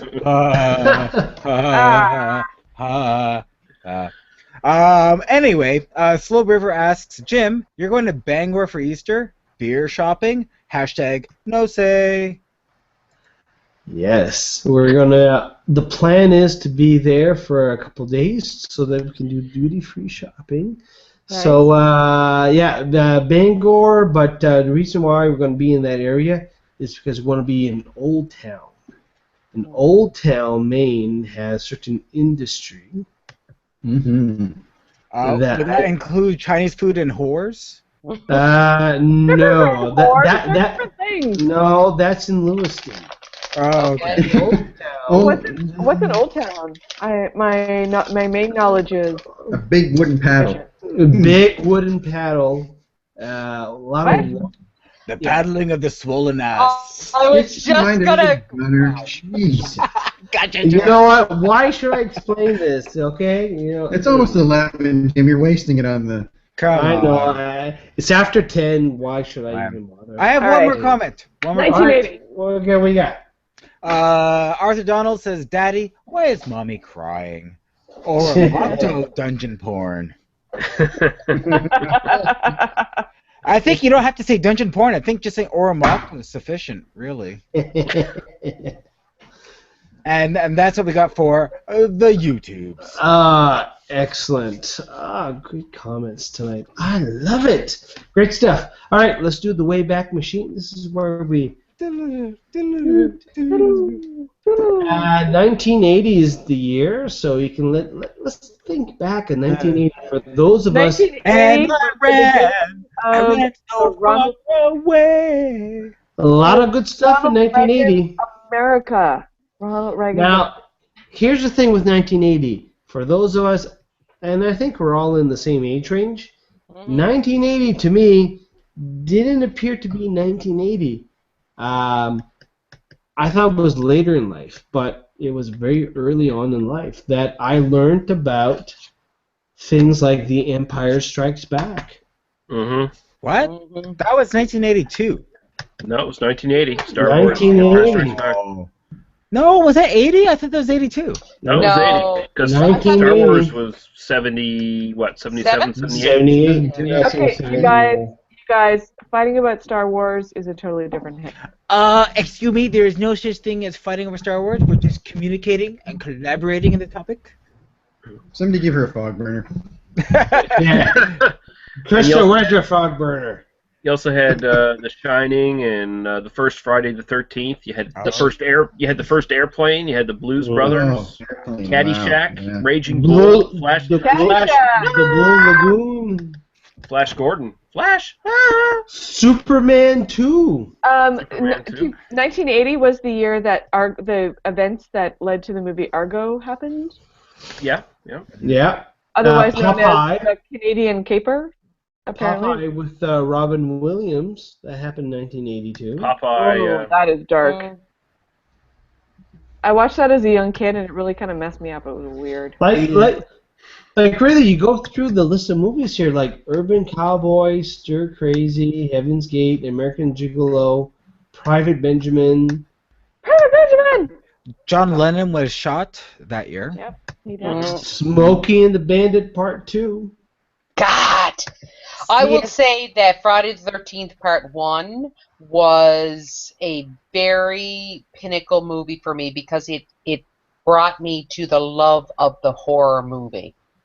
Mm-hmm. I love a good horror movie. Okay, And horror Friday movie the 13th. or slasher movie? Because that's not. Right. I don't know if I'd say. Well, it was a slasher movie, but that was The my first very one, first. yeah. That was the very first kind of integration into the whole scary movie genre, and I've been hooked ever since. I mean, slasher movies have a negative connotation, and rightly so, because a lot of the stuff afterwards, after Halloween and Friday the 13th, became excessively bloody and stuff. But if you watch Friday the 13th, it's the not first that one? bloody. It's No. not blood at all, and it's actually pretty well done. So it is terrifying. By the way, if anyone's a real fan of like actual horror, there was one that was released last year. It got snubbed by the Oscars, and it's an Australian movie. It's called The Babadook. Babadook's pretty good. If Yeah. you have not seen The Babadook, Yeah, I'm not gonna watch that. see The Babadook. It's not your traditional horror movie. It's a horror movie based upon sort of the psychological horror of what depression can do, especially to a mother. Yeah, it's about mental illness. I'm definitely it's excellent. One of the ladies I follow, Nikki Doyle on Twitter, she's been asking me about that, and I have not seen it yet, but it is definitely. I was watching the trailer, and I was like, oh yes. And the director of the movie, she's a first-time director, and she knocks it way out of the park, and I cannot believe this movie was not nominated for anything, including lead actress. It is that good. Yeah, it's one of the best in the last. Well, it's one of the best in the last 10 years. Awards season, it has a couple of things working against it. Mainly that it's like a horror movie. It's from Australia. It has a female director, and there are like the award season doesn't necessarily recognize. It's not a meritocracy, so it doesn't necessarily recognize. This year's terrible for that. Considering like how Selma was also like and was totally left out in the cold for this year as well. It's all again back to old white men running the whole go read the Hollywood Reporters series that they've been doing called Brutally Honest Oscar Ballots, and they've been going through with people who are anonymous, who are Academy members, talking about how they're voting and why they're voting, and that tells you everything you need to know about award season. Yeah. Well, a couple things for 1980. I noticed that CNN started off. I just mentioned that. And right underneath of that, Richard Pryor was burned while trying to freebase cocaine. Pac-Man was brought out, and along with the first available fax machine. Yeah. Mount St. Helens erupted in. Wow, that was 1980. Yeah. Wow. That actually made it all the way here. Some of that ash came down and rained.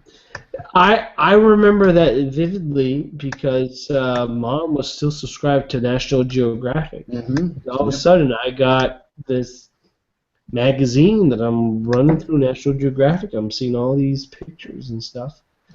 There was a Hurricane Allen that was of note. The Air India flight had a whole bunch of Canadians that blew over Lockerbie, Scotland. Yeah. That was also in 1980. Sad story there. And 1980, of particular significance to Canadians on the panel and watching and listening. 1980 was also when Terry Fox had to end the Marathon of Hope. Yes. Yeah. Which is something I still remember very clearly. Me too. And devastatingly. Yeah. Yeah, 1980 was a big year. Commodore 64 came out, and Ronald Reagan won the presidency. Was he really in 1980? Yeah. Oh yeah, 84, right? Yeah. 80 to 88. Yeah. But he got reelected in 84, right? Yeah. Yep. Popular musicians for that era also included ABBA, AC/DC, Blondie with "Call Me." Queen. Yeah, that was sort of the era where the new wave stuff was taking over New York and places like that. Yeah. But then you also have Queen with "Another One Bites the Dust" as well. Yeah. Colonel Sanders died. Wow, 1980. He was living in Canada too. I thought that was later. What? He was living in Canada? At the end of it, yep.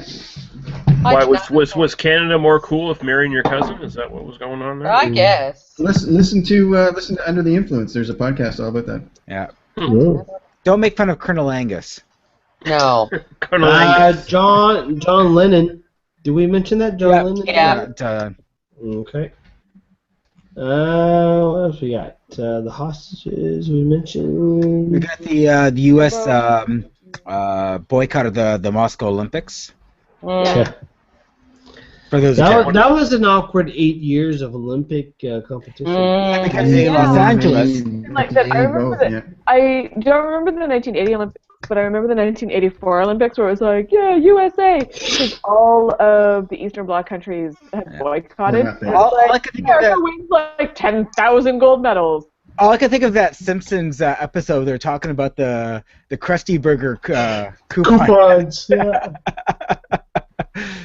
Where they're all betting against U.S. athletes that year, and then of course the Eastern Bloc countries leave, and Krusty Burger goes bankrupt from it. But the whole weird thing about that is, like, anybody who won a gold medal, like, what was his name? Alex Bowman. He was a swimmer in '84. Yeah. Like, it was like Alex Bowman, gold medal, 1984 for X whatever it was, and then it would always say, with an asterisk next to it, boycott, right? You're like, yeah. He gets an asterisk because he moved to Australia and became an Australian citizen. And yes, he did. So I've also got some popular toys from that year as well. All right, what you got? Oh, yeah. Let's see if I got that. Oops, wrong one. Let me share a different. Is that Mr. Potato Head? Well, as you bring that one up, the Sony. Yeah, there's the Chips moped, for those who remember the Chips television show. Oh, yeah. Eric Estrada. Eric Estrada. Eric Estrada. Yeah, oh yeah. Gentlemen, yes, please. The Cuddle and Rock toys? That is just dressing. Is that like baby's first? I don't even know. Fisher Price basketball, the Incredible Hulk, cuddly plush. Yeah, the Hulk. I remember the Hulk one. Oh, Play-Doh has struck again with his Fuzzy Pumper Monsters! Yay! The Fuzzy Pumper! The Fuzzy Pumper! Mr. and Mrs. Potato Head, but I guess that's a universal sort of love. The Puff and Play inflatable bed? That's just wrong. That sounds dirty. Yeah, that sounds pretty dressing. Hey, it was $12. That's what kills me. Yeah. Oh, like $80 though. It would be like $30 now probably. Oh my God! Simon Says is pure evil. Look at that. I don't even want to see Oh it. Look my at his God. black soulless eyes. Wow! I'll swallow your soul. Yeah. Wow. And Space Helmet walkie-talkie. Fantastic. Thank you, 80s. Yes. Thank you, Aiden.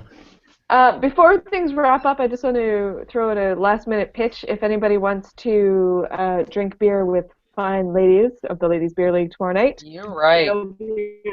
we'll be at the Mayflower Curling Club from 8 p.m. on for Rocks Off, a curling and beer.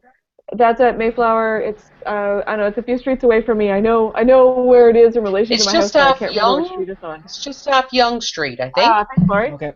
But yeah, it's going to be a lot of fun. There's no admission fee, but it is a fundraiser, so bring some cash money. Yeah. And there's curling. Food Wolf is going to be there. Food Wolf will be there. Crash course curling lessons from 8 till 10. CKDU will be providing dance party music. Yeah. It's going to be a really fun night. It's going to be fantastic, and a lot of really good local craft beer as well. So there's some food pairings too. Is this a ladies only beer? Not at all. No, not at all. This is open to everyone. Right on. Yeah. And LBL will be there. They'll be selling memberships. They'll be selling swag, I would assume. I haven't talked to them, but they bring swag to everything else I've been to. So it's going to be a really fun night. Yeah. Cool. We plan on getting very drunk. We plan on curling like champions. Well, You're right. When don't you get drunk? Well. Also, sorry, I'm going to show off one more thing for those for bacon lovers out there. Little Caesars has introduced a new pizza called the Bacon Crust Wrapped Pizza, wrapped in 3.5 feet of bacon. That's a really good idea. So you got the crust of bacon, and it's advertised as in bacon wheat crust. That's a midget of bacon. Yeah. So Just there a you go. bank. You know what? That just looks fantastic. Just looks like a really good idea to me. That's like Yeah. the ultimate drunk food right there. Yeah. So I've done enough bad products. I thought I'd share at least one good product. Yeah. That is a good product. Doing good work for humanity. Yeah. All right, let's run the comments, everybody. So if there's anything you want to, well, actually, we got the podcast review, but might as well mix it in with our comments. So is there any last-minute comments from people who want to add? I didn't get a chance to listen to a lot of podcasts this week because work. Work kind of took my attention this week, so I don't have anything to share. Lori and Christy, I think you nodded about the same. I've been watching a lot of. It's not a podcast, but it's comedians in cars getting coffee. John And I got hooked about 2 years ago with Jerry Seinfeld, of course, who basically picks up other comedians in, antique cars, because he's a bit of a car aficionado. For those of you who've not ever watched it, it's on Crackle. And the one that hooked me was the one with Ricky Gervais, because I'm a big fan of Ricky Gervais. But I've actually plowed through a lot of them, the latest being a two-parter with Jimmy Fallon, which is really worth a watch. So if you haven't watched it, it's Comedians in Cars Getting Coffee on Crackle. Crackle.com. We started getting into the Crackle from our Apple TV, and we started watching The Shield TV series. Yes. Very good. Michael Chiklis. Very good. Yeah, and we used to own the season 1 DVD, which we didn't watch for like years. But then my wife said to me, I really have a hankering for Jack in the Box cheeseburgers. Yeah. After watching the first episode of The Shield, because they play the same ad every 10 minutes, right? I thought you were going to say like White Castle, in which case that's a different movie. No. Yeah, that's Harold Kumar. Yeah. But if you're on Crackle... Crackle has some, actually, like Justified. They have a Justified's number. fantastic. They got Justified? Yeah, they do. Yep. Now I've been illegally downloading the latest season of Justified. I am really liking the final season of Justified. Nice. I've been a fan since season 1. Yeah. Since it first came out. Justified on FX. Get your hands on it. Watch it. It is recommended. By the way, for those who don't know, Crackle is a free service. It's not like It Netflix. absolutely is. Not like Netflix, where you actually have to have a monthly subscription. Crackle is 100% free. They insert some commercials, but it's not bad at all. Yeah. No, after a while you see the same commercial, but anyway, I would recommend Justified. The other show I'm going to recommend to people, Banshee. I've heard about I that. saw that. Yeah.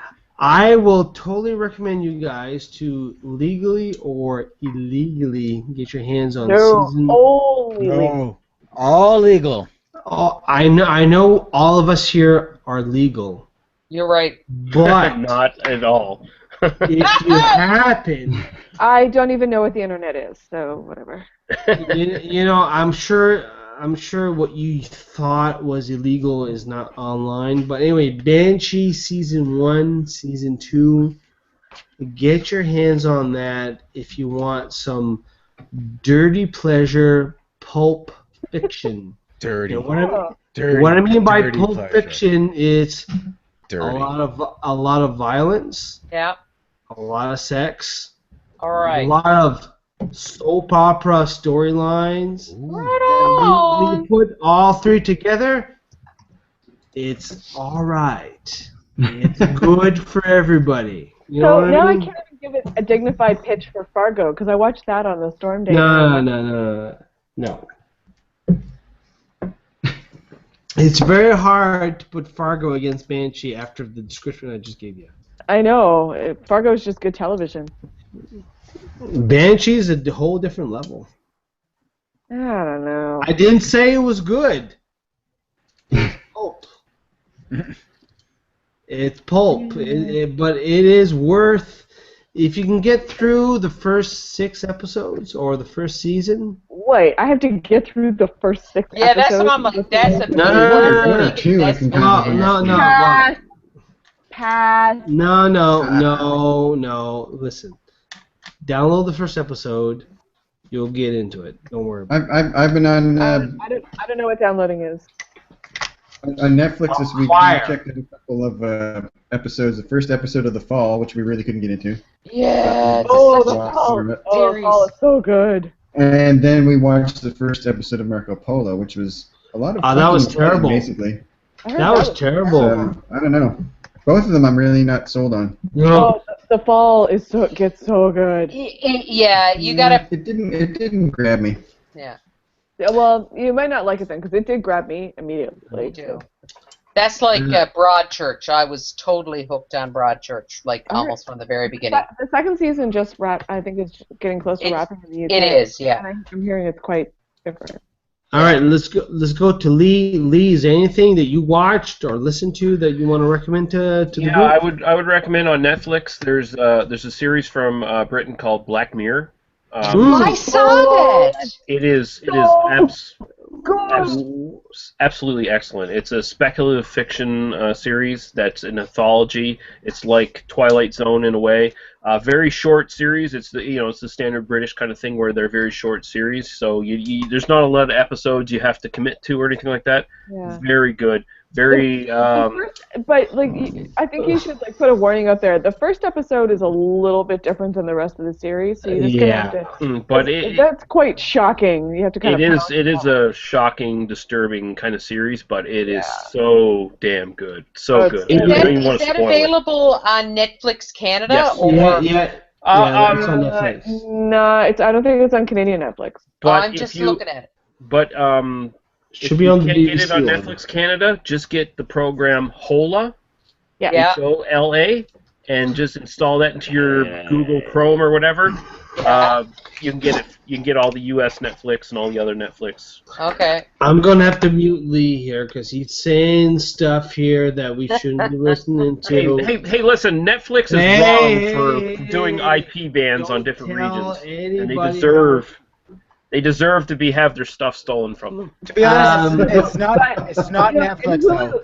Netflix doesn't care about where they get their money from. It's actually the providers of media that actually care. Yeah, don't blame Netflix on this one. But Hulu is that much worse than Netflix because they actually block the VPNs and the IP anonymizers. So if you can get in using Ola, but you can't get in if you're using a VPN. Hulu is the Antichrist. That's why. But we watched the first 3 episodes of the Black Mirror. It's not the same as the American version of the Black Mirror, which is totally different. There's an American version of Black Mirror? There's an American version that just came out. There's not too many episodes, but I don't even want to know what that is. The thing is, imagine the American version. I was reading about the American version. I go on Netflix and we're watching. And it's like, this is totally not what I was reading about, and what the fuck's going on? And it's the British one. So anyway, Sean Wayne show up and save the day in that series or some shit? No, totally dead. But it's really good. Anyway. Regardless, Black Mirror, as you said, very good I'm show. also watching Empire, and that's amazing. But it's not high quality television, but it's super fun to watch. It's like Dynasty, but different. Keith and Dan, anything you guys want to recommend? I got a couple things, but I'll let Keith go first. No, I was just commenting on Netflix. I haven't had a chance to listen to podcasts this week, shoveling and all that yet. So no, nothing to recommend.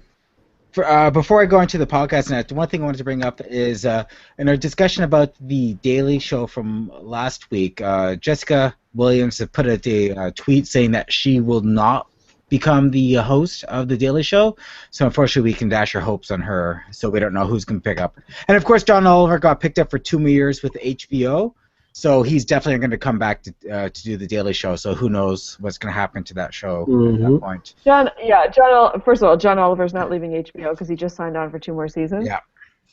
But it'll be interesting to see. It would be nice to see if they could find someone new who's a little bit different. But I love Jessica Williams, but she's made a very well thought out and strident argument about how this is not the right time for her, and everybody should just respect that. So. Yep. So I just wanted to say that for those who were paying attention to last week. As far as podcasts, I wanted to just touch base on one that I suggested last week, which was the Cracked podcast. This week they were talking about fan theories. And there's a couple of them that I thought were really good. One, they said, is everyone familiar with the Rebecca Black song Friday? Yeah. Yeah, they're saying that the fan theory in that one, it's actually a song about the JFK assassination. All right. Where actually the first half of it is JFK sort of just talking about his day leading up to the actual assassination. And then the second half of the song comes from the voice of Lee Harvey Oswald taking over. So listen to that one afterwards. And the other fan theory is the fact that the movie Point Break, the classic movie Point Break, which I found out was directed by Kate Bigelow. Catherine Bigelow. Yep. Yeah, that was her directorial debut. No, it wasn't. It wasn't. Yeah, and they're saying that actually, if you rewatch the movie, it's actually a movie about the differences between Mormon and Buddhism, because you have Keanu Reeves' character, who is Johnny Utah, which of course is the Mormon center of the religion, and of course his counterpart, which is Bodhi, which is very close to the term Buddha. And if you found Bodhi follows the sort of the tenets of Buddhism, you can see his switch from Mormonism to Buddhism. Anyway, listen to the Cracked podcast. They discuss it far better than I could ever. My Jesus, who comes up with this stuff? That's exhausting listening to it, much less. Okay, they also brought up the fact that the Back to the Future series was also sort of an anti-black thing, because it always takes away from any kudos that goes to blacks and attributes to Marty McFly. And then they also say that Malcolm in the Middle is just sort of the precursor into Walter White's life. But anyway. Anyway, going on to what I'm suggesting, I've been on an NPR kick the past week, and the one that I want to suggest is called Ask Me Another, which is a NPR sort of trivia game, just fun and frivolous. And one of the people I like on it, especially for the musical numbers, is Jonathan Coulton. And for those who know him, he's really good. He's a well-known musician doing comedy sort of things. And Ask Me Another is a really good, lighthearted podcast to add to your mix. So that's my suggestion for this week. All right. Excellent. Good stuff. All right. Is there any last-minute comments that we see on YouTube or Voting Tours or on Twitter? Refresh. Just want to mention. In Yellowknife right now, apparently you can see the northern lights above Yellowknife right now. Ah, perfect. Yellowknife. Right now. Arthur Donald on YouTube says, pissed. The tonight's Hangout video is dropping out a lot right now. What? Yeah, so I don't know what's going on with that. It must be his connection. Jason Spears says the Chinese restaurant is just in the same building as the Carriage House. Get your lap dance, then go for the buffet. Oh, there you go. Or go for the buffet and get your lap dance. Yeah, or do it both at the same time. Why not? Yeah, Whatever. exactly. Right. Don't all the guys go to like strip clubs for the chicken wings? Isn't that the wings and rice? Oh, yeah, absolutely. So yeah, that's it for YouTube. So pretty good on YouTube this week. All right, Krista Lee, anything on your pages or? No, everyone's gone to bed at a reasonable time. What is going on? What they want to get their energy for shuffling this week? Are you not entertained? Yeah. Well, I'll be honest. There's an awful lot of shoveling in my future tomorrow. Yeah, that's true. Just clearing out my dragon. All right. Well, might as well do the same there. So I'd like to thank everybody who's been watching and commenting. Really appreciate it here. I'd like to thank the panel who's been contributing quite a bit here and made it, I think, a pretty good show. I'm going to listen to the podcast version of this on the weekend. I think it's going to be really good. Any last plugs you guys want to do before actually, we... Jim, Any Yeah. word from Garrison? You know what? I went to Garrison today. I saw Alex. I said, "Hey, oh, what's up, bud?" He's like, "Oh, we got some new stuff." Okay, yeah, I grabbed the new stuff. Nothing more. How many old fog burners do I have to fucking buy and drink before we get some goddamn traction on this?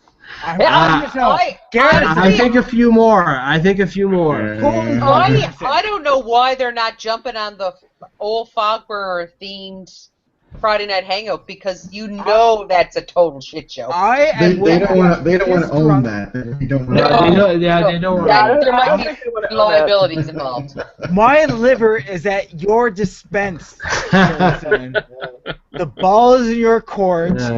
Take advantage of this scientific sort of experiment on your behalf. All right, so I'll try again next week, Dan. That's all I can say. I got another one sitting in my cupboard right now. I can go up there and have a third today. I do not recommend that. That's a terrible idea. No. All right. Yeah, come curling with us tomorrow night at Mayflower. Absolutely. We'd in North End Halifax. It'll be fun. I'm actually, to be honest, I'm going to try and talk to the missus about that. And it would be fantastic. There's a band, and there's food, and there's beer, and there's a good time. I can't skip, but I can do a third. There you go. What? What? Sure. There's lead, second, third, skip. We just rotate through. We play in a recreational league. So. Yeah. Okay. Whatever. Okay. Yeah, whatever. All right. Thank you, everybody, for watching. Thank you for the panel. Great hangout as usual. We'll talk to you guys next time. We'll do this again next Friday. However, there might be a spring break in between this. So. Spring break. There's always a break. We're adults. We don't get spring break. No. The internet doesn't get a break. There is a spring break at some point. We'll talk to you guys. We will talk to you guys later. Krista, what's our sign off? Good meeting. Yeah. Good meeting. Good meeting.